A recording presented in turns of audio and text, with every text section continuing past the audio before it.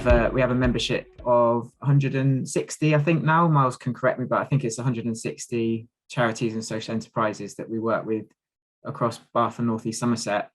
And like of relevance to yourselves is actually 3SG came about because I was employed to do a tech project. So Marcel Speller, who set up a fundraising platform called Local Giving, back in 2016, she employed me to raise the skill level of a lot, about 50 local charities with their online fundraising. And actually, when I was doing that project, I couldn't believe like some of the levels of IT, like how like illiterate some people are in terms of their IT skills, the technical aspects of what they're doing on a day-to-day basis. And it felt like they were just desperate for a bit of help. So actually the whole nucleus of 3SG came out of me providing free tech support that then developed into a much bigger thing over the last sort of 5 years. And what's really pleasing is that nucleus of like 50 small charities is now developed into a bigger network, and the skill level is slowly increasing amongst the sector. So I think like looking to yourselves as professionals in IT, people with IT skills, I think there's a huge amount of scope, to get involved to support those charities. And you'd probably be surprised as well about what the tech skills are like still. And that feeds into what happened during COVID. So 3SG have been growing. I've been building this network, providing lots of kinds of different support. I attend a lot of boring meetings, like with the NHS and the council, and it's part of the job. But ultimately, the 3SG had got to a certain level, and then COVID hit, and everything for us went like 100, 200, 300% bigger, because what we did is I was looking around about March 2020, I was looking on Facebook, and I could see that well-meaning groups of people were setting up like little volunteer registers and things in Excel around Bath. But with my kind of tech hat on, I thought, hang on, this is not great. There's a lot of privacy concerns. It's quite inefficient. I was worried that how are they going to actually match any kind of, if someone in the community said, I need some help, how are they going to match that volunteer to the person who needed help? It felt like, a bit cart before the horse. So I set up a system. Well, firstly, I set up, brought someone called Sarah on board, Sarah Williams Martin, and between us we set up a database and a proper register, so people that wanted to volunteer could go through that system. At the same time, I worked with like the council, the NHS, to have a way to access the people that needed help and a kind of framework. So using our like tech skills, we brought that together on a database, and suddenly we had quite a good system to actually help people in a quite efficient manner. But what's kind of interesting is actually like all of the stuff that I put in over the preceding couple of years with 3SG. So like all the stuff I put into social media, the fact we were using a Google Drive setup, like what you probably would think is like basic IT, meant that we could react really quickly, and it was all secure, and we had everything pretty much ready to go. So on that first weekend, I think we had, Miles can correct me, but I think we had something like 1,000 people sign up to volunteer to help provide, support people with food and medication deliveries. And then by week 2, we had like 2,000, so it was just crazy. And like basically that whole year we spent every single day, every single minute linking up the volunteers with the people that needed help. And we processed like £100,000 worth of shopping. I don't have the figures to hand, but we helped many thousands of people. I got absolutely swamped basically. but unlike other parts of the country where similar organizations had stepped up, we had that kind of IT literacy. And I think what we've discovered over the sort of preceding couple of years is actually the groups that have fallen behind, the charities that have fallen behind, are the ones that were behind anyway. So switching an AGM to Zoom, for example, or having cloud storage, having all the documents freely accessible, having an online fundraising option, having decent social media, let alone things like Google Analytics, or using using more sophisticated software or having a database, those charities don't have that are further behind now. So I think what I would, come to you today and say is, if you think that you've got some interest in helping a charity and sort of that development, really going back to some basic stuff like, how do you actually set up a cloud system for a charity, for an organization? Could you help them with a kind of looking at different options for a database? All that kind of thing is so valuable to like the 3SG membership, and you'd probably be surprised at the impact you can make. So, like from our point of view, we are like, because we're an umbrella organization, we can see like a lot of the different trends that are happening across Bath and North East Somerset. And we've recently done a survey of our members, which hopefully I'll just be able to bring up now. If you can just bear with me one sec, I'm just going to bring that up now. Let's make sure you've got permissions. I think you have permissions to share, hopefully.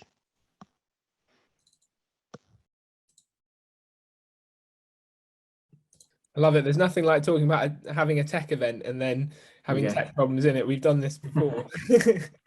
I have worked in digital poverty for about 1.5 years now, and the number of people who talk about digital poverty and yet are in it through not being able to use the tech is amazing. But yeah, it looks like you're all good there for now. All right, great. So this is just this is like the front page. We've got a lot of more kind of information behind this. I'll just shrink it a little bit. So we just surveyed our membership. So we had a response rate just under 100, which is pretty good, actually. We're quite pleased with that.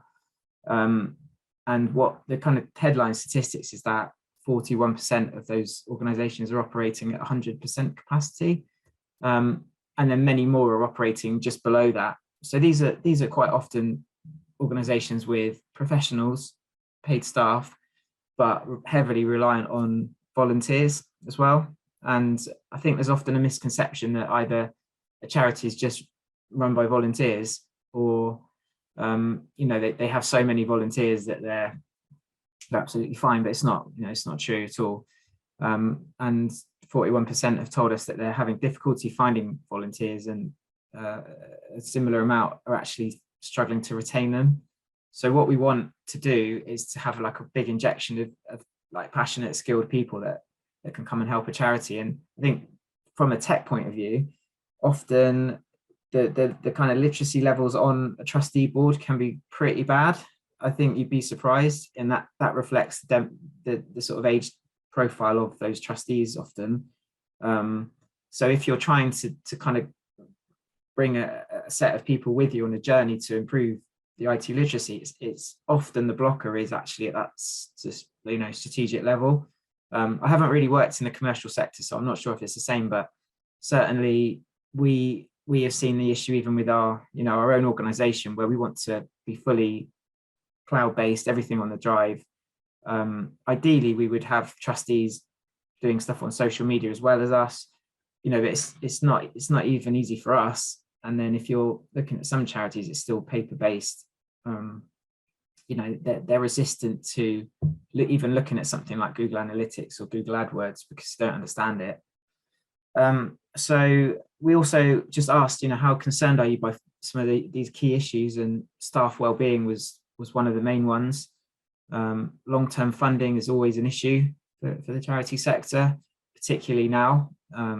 There's been a bit of an influx of funding into the sector as a result of COVID, but how sustainable is that? I really don't know.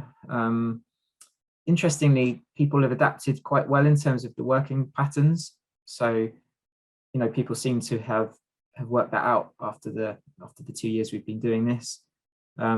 Major concern that the viability of current services, that's high. People are worried, is this charity going to continue? And that, and the fact that they haven't got volunteers coming forward it go hand in hand. Volunteer retention I mentioned, and then that volunteer recruitment. So yeah, those are some of the sort of top concerns. We can share the full report with you when it's finished, hopefully pretty soon next week. If you want to see some of the more qualitative data, I'll stop sharing my screen there. Yeah, that'd be great. And yeah, I'm really happy to pause there and take any questions that anybody has. Yeah, I'll open the floor up in a moment, and please, if you would like to ask a question verbally or with audio, just raise your hand and I'll take you off mute. If you want to type something into the chat, please do that. But I've got loads of questions, so I'll tell you what I'll do now is I'll come off hiding video, and hopefully we can turn this into a little bit more of a round table, because I think that'll work quite well. So there's a couple of things that I've not been able to get involved with very much, but wanted to over the past couple of years. So I started working for a charity as a trustee in Bath almost 3 years ago now. Pardon me, at the hospital in Bath. And I looked at NCVO, so the National Council of Voluntary Organisations. And one of the reasons why I looked there was that I thought there's a couple of things with GDPR that I was looking at, and I wanted to make sure I was taking full advantage of existing, best understanding about how GDPR works, how the ICO guidelines get translated down to charities, because there'll be special considerations for how charities, especially small charities, do GDPR stuff. So when I came into a charity to work at that level, my thinking was it'll just be GDPR stuff, and of course that's not true at all. There's loads more stuff going on, but from that point of view, there's a theme here, I guess, which is that we've got tech skills, we've got skills in this area. Are we sharing enough? Are we sharing our expertise with how the tech sector, that's we BCS members, I guess, are we sharing our expertise about how the technology works with those who need it?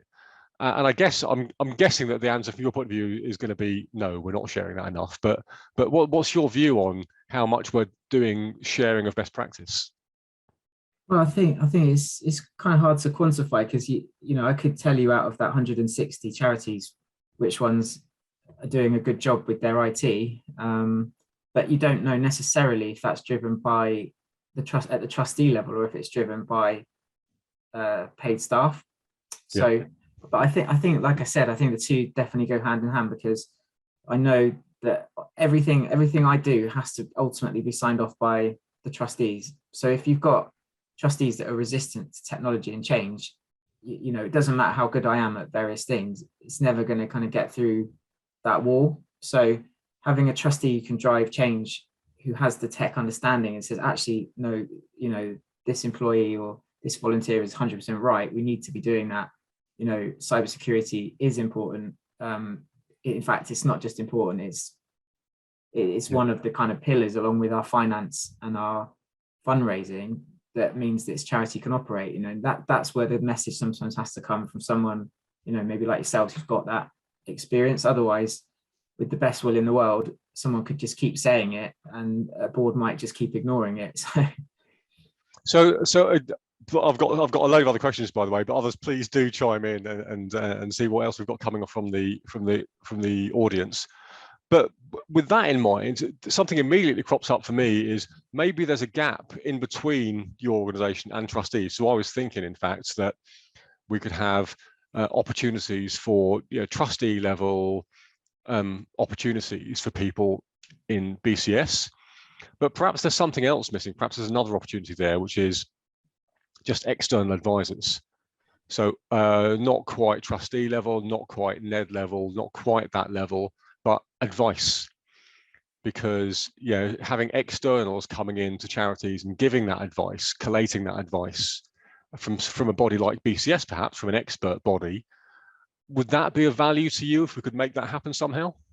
Yeah, definitely. Because you could have it, you could roll that out across the membership, because you could say, look, we've partnered, say, with yourselves. They've got a wide range of experience.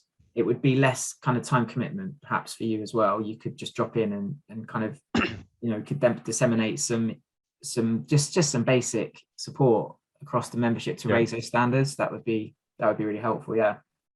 Yeah, well, let me see how we can do that then, because that seems to me, I'm going to start picking on people on the floor at some point to actually volunteer for stuff. But something else that cropped up was, I've got another note there on the level of tech skills required. So again, I came into a charity thinking it would be GDPR and looking after information governance, and I do that. But actually, and then you mentioned something about typical trustee board experience level, and the age demographic for a charity that I work for is, as you described, It's what you might expect in a trustee. You know, older people have more time to volunteer, so volunteers at trustee level are going to be older, and that's probably going to mean they have less tech skills, and that fits in. So at that level, what kind of tech skills have you got on a trustee board in a charity? So I know what my experience is, and I think you've said maybe not what you would hope for.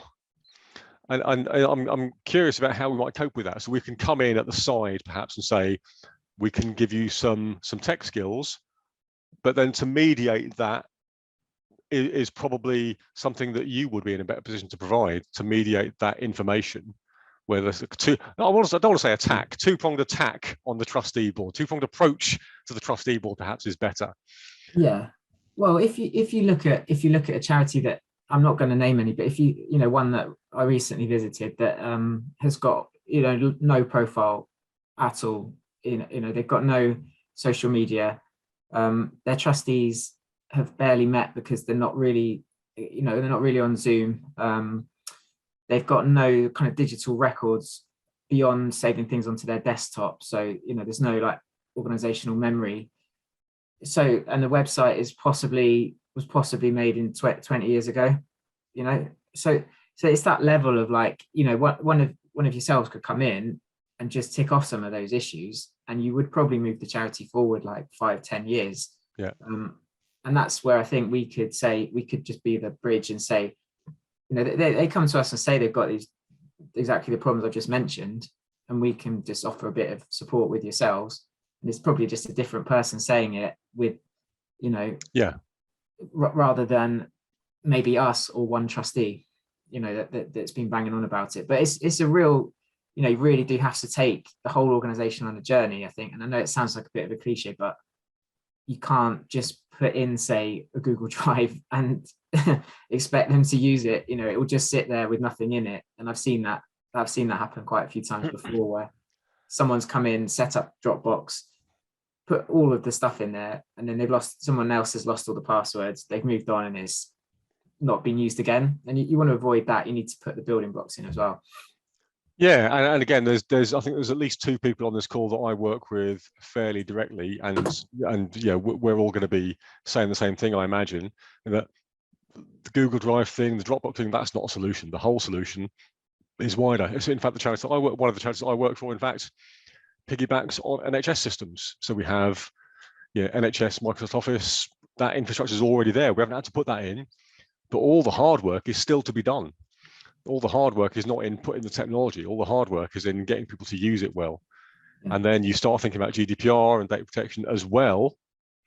And then you realize that, well, actually, the tiny little begin step was Google Drive or Dropbox or Microsoft Office, and then you do the thing. But ideally, we've got people in our branch who've got skills like that. And I guess that's kind of what I meant at the start of my thinking a couple of months back, when I said that the skills that you imagine would add value are probably not the skills that will actually add value. So you might, my journey was exactly the same. And I talked about journeys a lot more over the past 2 years than I ever did beforehand. But you come in thinking, add GDPR, and then it knows, well, how do I do email? How do I do Word? How do I save this somewhere where it's not going to get lost?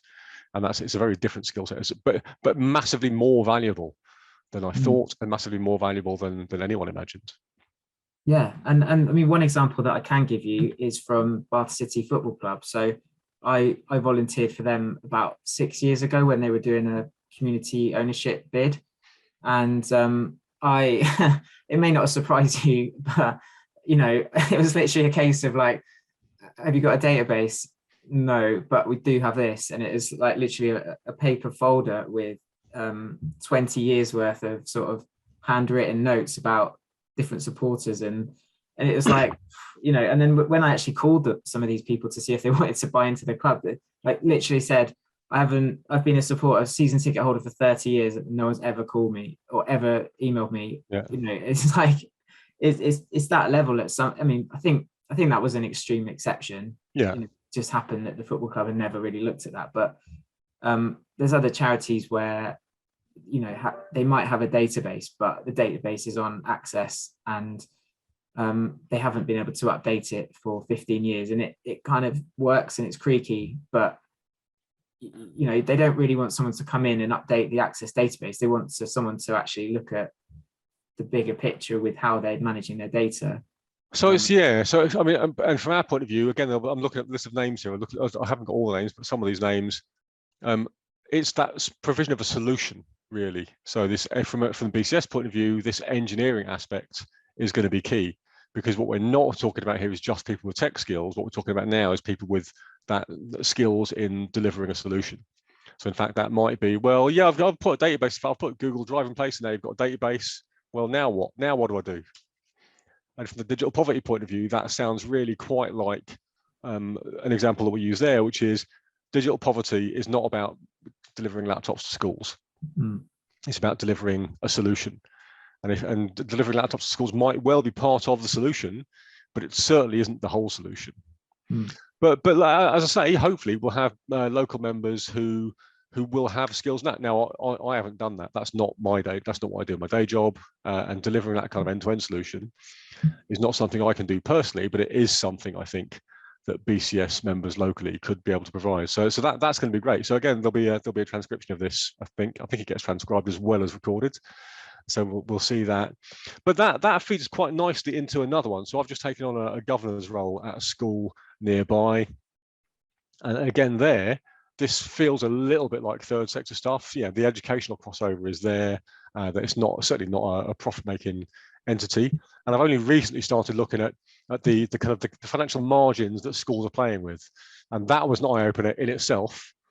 But the skill level required, the experience required, the stuff required, is that something you've got familiarity with, or is education stuff outside of your domain a little bit?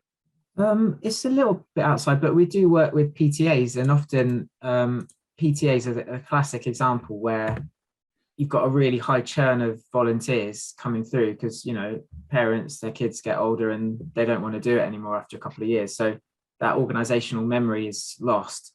I mean, and the PTA in my local giving job, when I was doing fundraising, the PTAs that were on it and had that memory and things stored, and, you know, if you're going to do a Christmas fair and you could just get the logo off a file, put it on in your Canva template, job done. Those are the ones that are actually raising a lot of money for their schools, and then that's then supporting their children, you know, to have more opportunities. So it's like it's sometimes I think it's having the courage, if you like, to sort of not just put plasters on things and actually sit down with that bigger group, the people that are really, you know, driving forward a PTA and have done for a while. So not, you know, try and talk to some of the people that were there previously and say, look, how do you want to work? What's the easiest way? Have you tried, you know, have you got, it's amazing how many charities can't find a high-res copy of their logo, for example. And imagine every day trying to do something like do a flyer or just, I don't know, just whatever you're doing with your charity and you can't find that logo straight away, and multiply that by 50 with a lot of other different things. And it really slows you down. And I think that would be my message is, you know, is that can we think of, like, you know, 10 ways that you could speed your charity up using technology, that kind of idea where I think, you know, maybe yourselves would be well placed to help with that. Yeah, I've just got a quote from Mark Barnett is our education liaison, saying industry placement would offer the charities free resources from colleges, anything from 35 to 315 hours. So there's another opportunity that I hadn't even thought of there until Mark just mentioned it, which was that I mean, what I've stressed is that, you know, don't overestimate the value, the skill set, the experience that you need to add value. And of course, the corollary of that is that if you're just coming into the industry, but you're working in this industry as a student, as a kind of early career, beginner, entry level practitioner in some way in this industry, you've probably got some skills that are valuable even at that level. So you know who you are. There's two people on this call that I work with who are beginners in this industry. I'm talking to you now. You're on mute, so you can't even reply back, but I'm talking to you now. You need to get involved in this. But yeah, so like I said, we have an educator. So Mark Barnett is our education liaison. So Mark, please do join up. I know you will anyway. Join up with us afterwards, and we'll get in touch from that point of view, because that skill level is going to be an immediate value add. So I've got a line that I wrote down when I was in the office the other week. I'm going to try and find it again now. Every step should add value. There we are. And it's that. So the bigger picture that I'm thinking here, I think, is that you are well placed to kind of be a way of collating that information. So once if we can somehow manage to get into a charity and add some value by doing some stuff, then one natural way to replicate that, I think, is going to be to use your experience to say, well, actually, we've got another 50 charities locally, and many of those will, in fact, I think you said 160, where many of those may well need something similar. Yeah. So as time goes on, if we can start chipping away at the things that need doing, individual charity by individual charity, then we can break the back of that really quite quickly, I think, by saying, now you step in, you've got the connections that we haven't got in this arena. So in fact, that brings me on to my next question there, which is that, if I can read my own writing.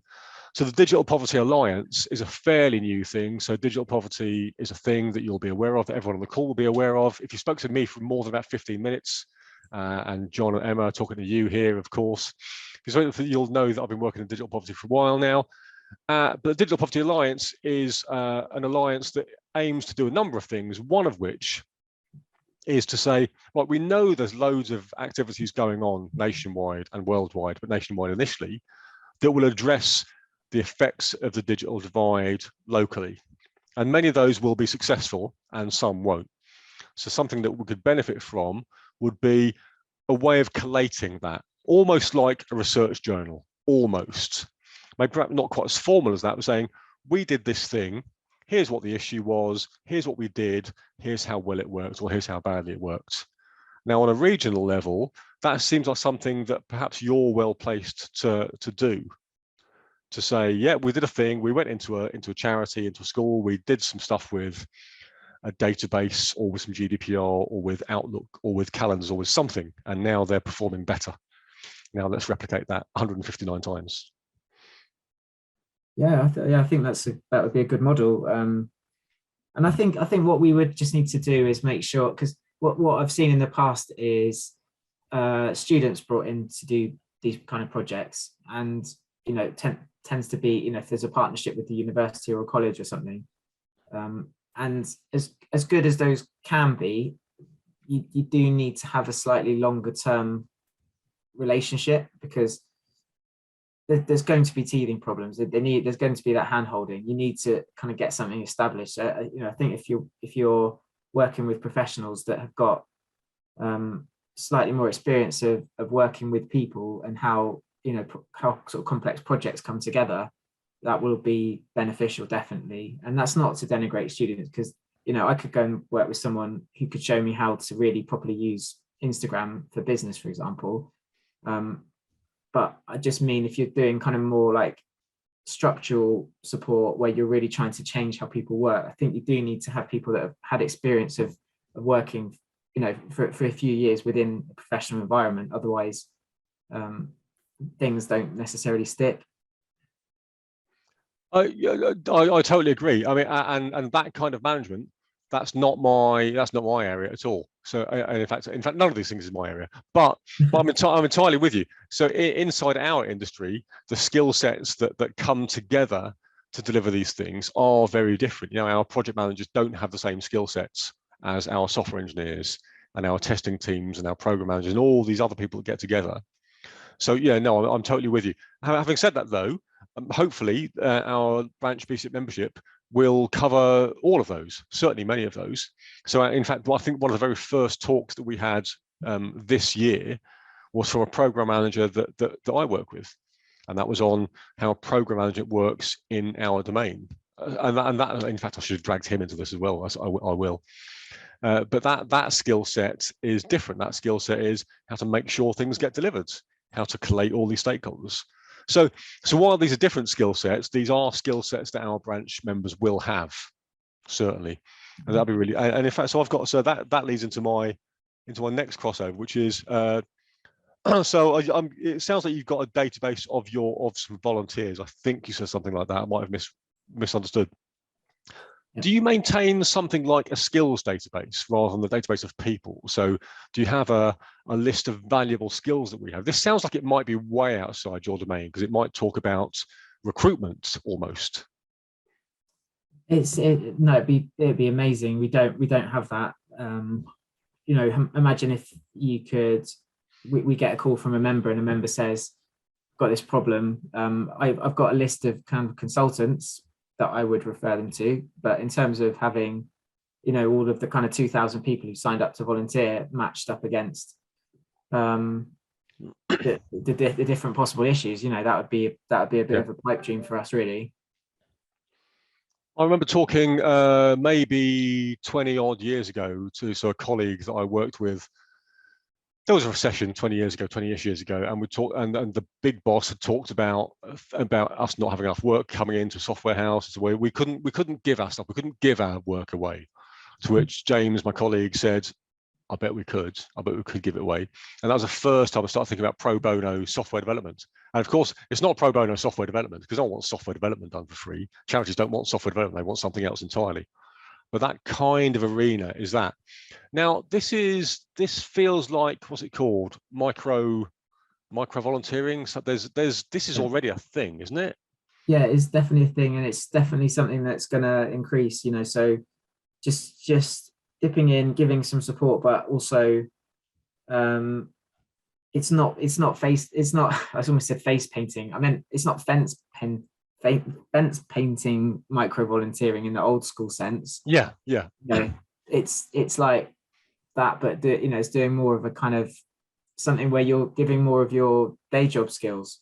You know, that's what I think the third sector has needed for quite a few years. You know, it's great if someone wants to come and paint a fence. You know, there's nothing wrong with that. But if your day job is a digital marketing manager for one of Bath's major PR companies, you know, it's like, could we just have a bit of that as well? You know, is it too much to ask? Yeah. Oh, so this is the first time I volunteered at the hospital. I was doing tea and coffee, because the thing that needs to get done is the tea and coffee stuff. You know, ultimately you're at the front end of the volunteering when you're going around hospital and giving teas and coffees to people on the ward because they're, you know, thirsty. Well, not tea and coffee, but you know what I mean, because they're in a hospital and they're alone and they need some contact with a volunteer. That's the thing. But the admin stuff, which is ultimately what trustees do, the admin stuff is still necessary. And if I've got the skills to do the trustee job, if I've got the skills to, so I've got to click that. I've got to find the right mouse to let someone in. Sorry, it's that one. If I've got the right skills to do the trustee job or to do the tech job, the digital tech job, then I should do that, because I haven't got the skills to do face painting. Face painting. I've done it now. Fence painting. No, it's impossible to say. Fence painting. Yeah. And I do understand that if you're doing a desk job and you're in front of a screen all the time, you know, maybe the volunteering is your way to be a bit more active or do something completely different. I totally get that, but I think there is also space to kind of give some of your day job skills as well. Well, yeah, what everybody's doing, and we shouldn't be praised. Those of us who are in a position to volunteer, especially those who are in a position to sit on a Zoom call on a Thursday night and consider volunteering, to talk about volunteering, to listen about volunteering, we are evidently quite privileged. I think it's on us to not be precious about what skills we donate to charities that need skills donating. And if you find working in Microsoft Office really, really dull, but apologies. Now I'm starting to think that maybe that's not a real person. Apologies. I think we might be getting Zoom bombed, maybe. Apologies. I'm going to admit and then see how that goes. Apologies for that. So we need to just do the volunteering that needs doing, which is why I'm really thinking about a skills database. And it does feel like something I've seen elsewhere, but I'm not really entirely sure where. But we'll see if that turns into anything.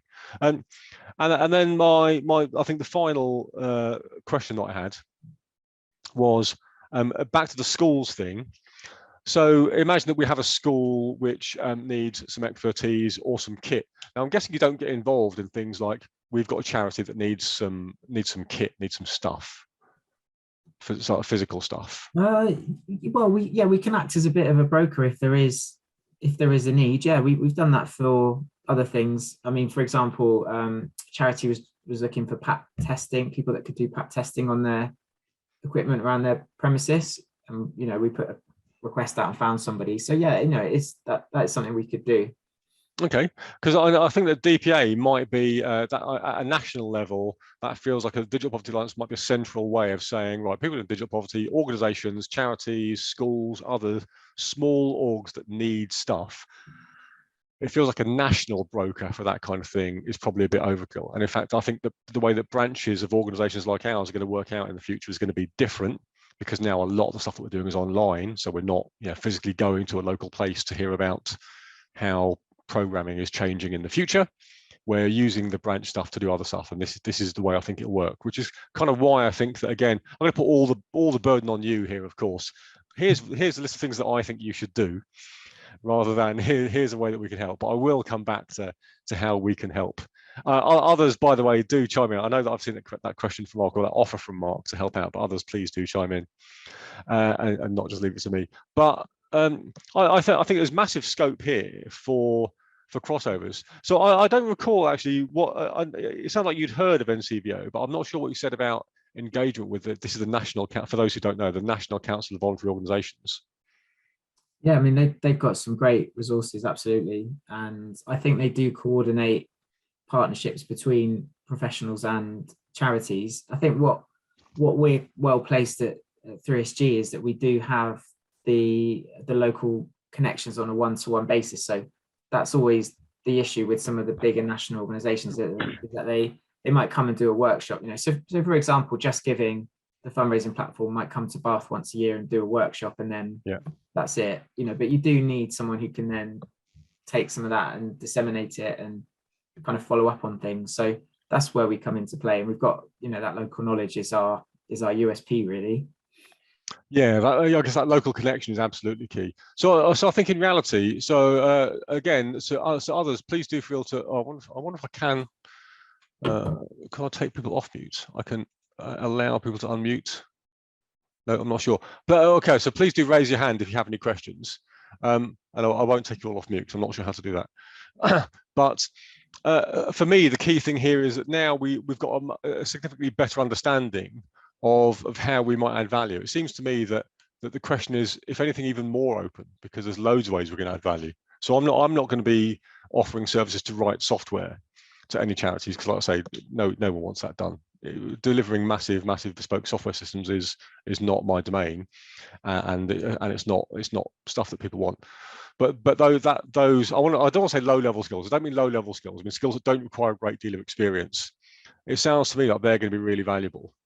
But it also sounds as if there's one tiny missing piece of that, which is that the way that we would do one of these things, document it, record how well it went, and then be in a position to replicate that. That's not something that you've done already, and it's not something, maybe if I'm reading it, tell me, okay. No, so it's not, but that's fine, because it sounds to me like that's maybe something that we could offer really quite quickly. I'm speaking for all the volunteers who are here, by the way, because all these people are volunteers. 15 people here. You're totally getting involved in this, by the way. So this sounds like an initial project that we can start to begin to say, if we can do this once, how do we record it? So program managers have to do something of value at some point in their lives. I think we should drag program managers in to talk about that and make sure that can be done. And then it's just a matter of doing all the thing and replicating it, and then fixing all the charities in the region. So but by the way, so Baines 3SG is the name of the organisation. Yeah. So what's your geographic scope then? Yeah, just Bath and North East Somerset.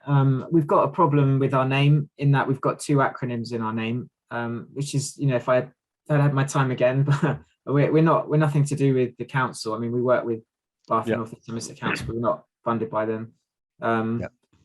So yeah, it's just Bath and North Somerset, but we do have partnerships with organisations like Vosca in Bristol, and equivalent organisation in Wiltshire and South Gloucestershire, North Somerset as well. Okay. So if you're in those areas, we could make some bridge some gaps, or work with them to find organisations closer to you.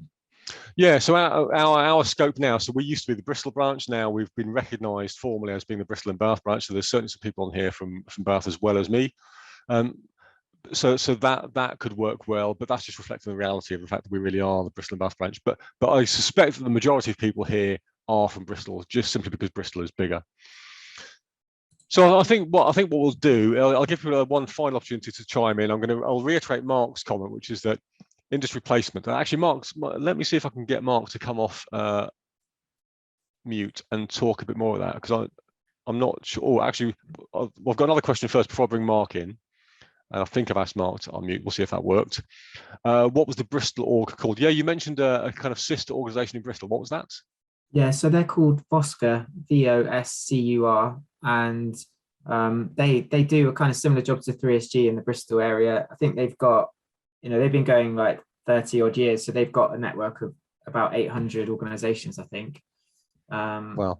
So but they have people, they have dedicated staff who can sort of go in and really analyse the problems of that a charity has. But I'm sure they would still be very open to working with people that have got skills, especially tech skills. So that's something we could help make introductions if that's helpful, or I'm sure there's ways we can work on that. Well, I'll do Paul's comment now in case anyone else haven't seen it, because I think it's a long comment. So I'm guessing you started writing it before you said that, because Paul's comment is, what interactions have you had with the VOSCA? So VOSC, there we are, Paul, thank you. Let me invite Paul to unmute and talk about that if you'd like to, Paul. Feel free. Don't feel forced. If you would like to, please do. That's okay.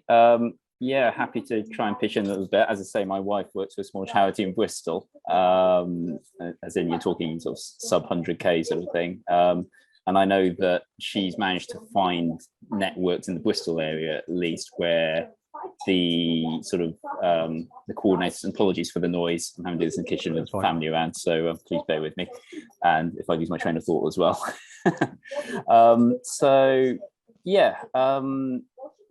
I guess, as you say, VOSCA is probably the sort of the Bristol bit of it, but and I guess I actually need to have a chat with my wife about this, is what kind of input do VOSCA sort of promote IT literacy or support for IT literacy in any way? I'm not quite sure. I'd say I'm sort of come to this almost without having read into it. And looking at your website, it very much reads across as a network of charities, and it specifies we provide support, but it doesn't actually specify specific support. So I was really interested to hear you talking about specifically IT literacy, even though it doesn't mention it on your website. So is this something that has evolved organically? Is it something that you identify? Is something that your members have identified IT literacy is a big problem? And is it as a network that you're working to try and address this collectively? Or are you trying to take the lead on this? In which case, will your website evolve to promote that bit about IT literacy, just to make the charities aware that this is an option that you might want to discuss either in the one-to-one support sessions that you offer on your website, or with each other from IT perspective? So I hope that makes sense. Is that something you need to talk about? Yeah. I mean, in terms of what's on our website, we have in the past had a list of everything, but there's always something different that comes out of the woodwork. So we just say that we provide generalist support, and that can cover a really wide range of different things. I mean, perhaps what would be good is that we could, what we do is we do a monthly meeting of people that work for charities or volunteer for charities, and we often have a theme, and the most common theme that we do is about technology, because that is what comes back into us. That's, if we analyze the requests we get, it's often as a result of not having the right technology, not perceiving to have the right funding to have the right technology, issues that slow charities down. That tends to be what comes in a lot. So coming and talking to you tonight is responding to that general feedback over the last 5 years, is that seems to be where a lot of the problems lie. In terms of your point about Bristol, I mean, we are just focused in Bath and North East Somerset. I don't know the details of what VOSCA provide other than I know that they have quite detailed training programs where people can come and get support with a big wide range of issues. And I'm fairly sure technology is one of those, but I can't guarantee that because I don't know for sure. Thanks, Paul. I mean, I guess the ideal, I mean, from my external point of view, I would guess that the ideal is that we're now all sorted, everyone's got these tech skills, and therefore everyone who works for charity has got these tech skills and can just do stuff for themselves.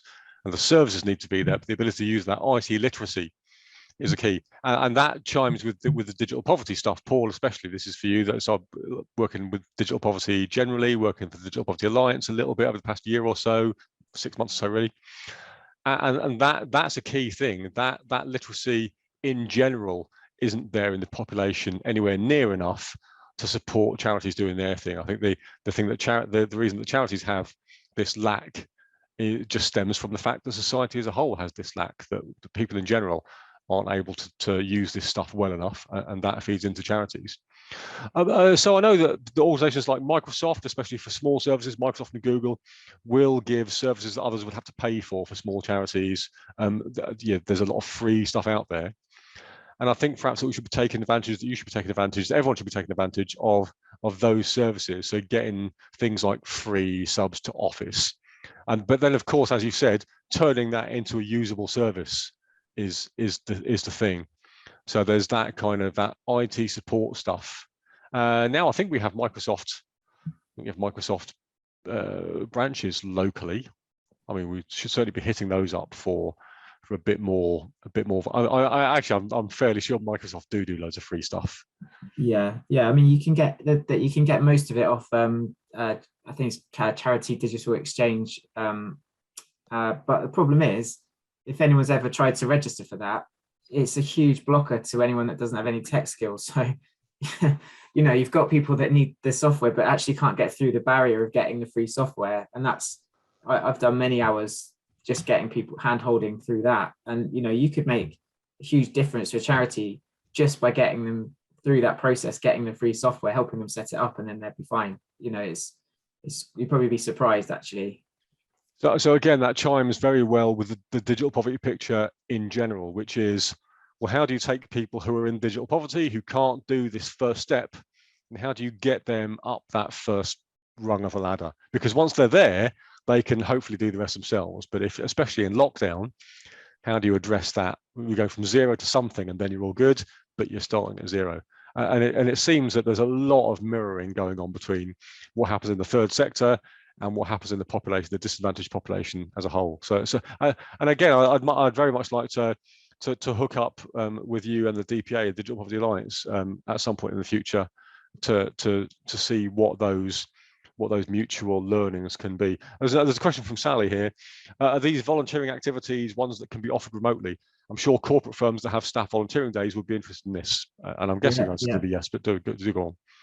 Yeah, absolutely. I mean, I think something like if obviously if they don't have Zoom, then you've got to sit down with them. But if it's something where you're supporting them to get the token off Charity Digital Exchange, and then you're showing them, hand-holding them through a process to access their free copy of Teams or whatever. Yeah. So it can all be done digitally. But there's still, for us, like, nothing really beats sometimes sort of going in and being shown exactly what the existing setup is like, because for us, maybe we can describe a tech problem using words, but that's not always the case. For some charities, it's quite difficult to describe what their issue is, because they may have worked in the same way for so many years and they're just used to it. Yeah, I mean, if I have a chat with my dad about how something technical works, it doesn't make any sense. Yeah. Or I should have turned record off before I said that. Apologies. It's true though. It's having that conversation. And again, anyone that I've worked with, I've had this kind of conversation recently a lot. Enabling that conversation, using the same language as other people, that's key, and that's really hard to do sometimes. Sally says, by the way, I was thinking of the digital marketing stuff, perhaps maybe mentoring. And the full context there that I think I glossed over last time I read the question was corporate firms that have staff volunteering days. So I know that my business, HPE, my business, not mine, has that half day a month where we can do that kind of volunteering. Other corporates may do something similar. So it's that, and this is kind of why I was thinking about micro-volunteering or the skills database, digital marketing in particular. If we can do bite-sized jobs, then that makes organizing stuff a lot easier. So if there's some work to be done to enable these bite-sized jobs, then maybe that's a thing that can be done. So in addition to saying we can provide some support in enabling you to record the results of these initial engagements so that they can be replicated, maybe there's another thing we can do to break things down into smaller bite-sized pieces that we can do in half a day, because that just means that you might get more volunteers. Oh, you're on mute, I think, or you're just very quiet. I think you've gone. Is that for me? That was you. Yeah. Sorry, that was just for comments, really. Yeah. Yeah. Well, I think that's where it could, quite interesting, could work as part of a team. Break things up into like 5 discrete projects. That'd be good. Yeah. Yeah, and anyone who's spoken to me about agile development over the past 3 weeks has been aware of my renewed focus in breaking things down in better ways. So I'm going to start kicking that off in the new year when I get back to work. Yeah. So thanks very much. So if there's any more questions, please do chime in. We've got a few minutes. I'm keen on starting the AGM on time rather than a couple of minutes early, just to give everyone who might turn up late the chance to get in. But that's been really great. Thanks, James and Miles, who's no longer with us but was here at the start. So if I can do a brief summary, and then I'll come back to you for any final thoughts. I think that we've got tech skills in our membership as a whole, and we have about 2,000 members in the branch and about, well, tens of thousands of members nationally. I think this is an eye-opener, hopefully for other people, certainly for me, and I've been looking at this already, into not just the low level of experience that you might need to be able to offer value to a charity, but also the breadth of services that you might be able to provide, and the massive value that could be achieved by adding that. So, if anything, this is significantly more of a potential win than I had imagined it would be, and I'd already got my sights set quite high. So I'd very much like to re-engage again once this is all, once we've absorbed all this, to re-engage again in the new year to start actually doing some of these things. So for anyone listening, either in the recording or live now, please do hit me up. You've seen an invite from me, you can reply to that, or through the BCS website to offer services. Very, very broadly, we're saying, if you want to add value to a charity using your tech skills, then please do, and you can do that through your branch. And I'm going to pass this message out to the other regional branches as well, so that they can do similar things. So over to you then, James, for your final thoughts, and then we'll wrap up. Yeah, great. Well, yeah, thanks for the time and thanks for listening. My main takeaway would be, if you do have a little bit of time, or you just like to broaden your knowledge of kind of some of these organizations. I think that's what I didn't realize, is there's so much going on. There's so many interesting organizations, different problems they're trying to solve.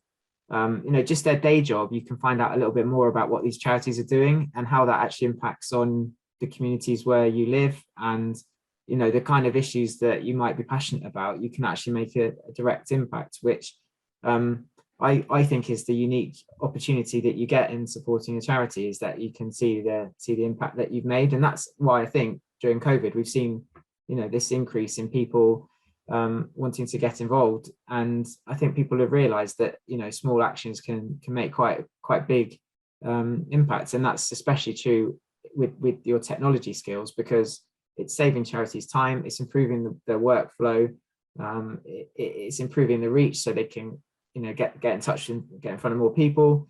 Potentially that could increase their fundraising. So it's kind of like all mutually beneficial for everyone involved. And if you've been scared about, well, I don't have the time, it's too much time, or it's going to be, they're going to want me to kind of sit on boards that I don't really understand. I think, my message would be, I think small discrete projects where you can come in and support them are just, really valuable and could actually make a big difference. So, happy to work with yourselves, try and facilitate a bit of a skills exchange, see if we could come up with some kind of top things that the membership can support and come up with some case studies as well, maybe. But I'll talk to you, Dave, about that, and we'll see what we can do next year, maybe. Lovely. That sounds amazingly beneficial. Thanks very much. All right. Well, thanks everybody. Yeah. Cheers. Thank you.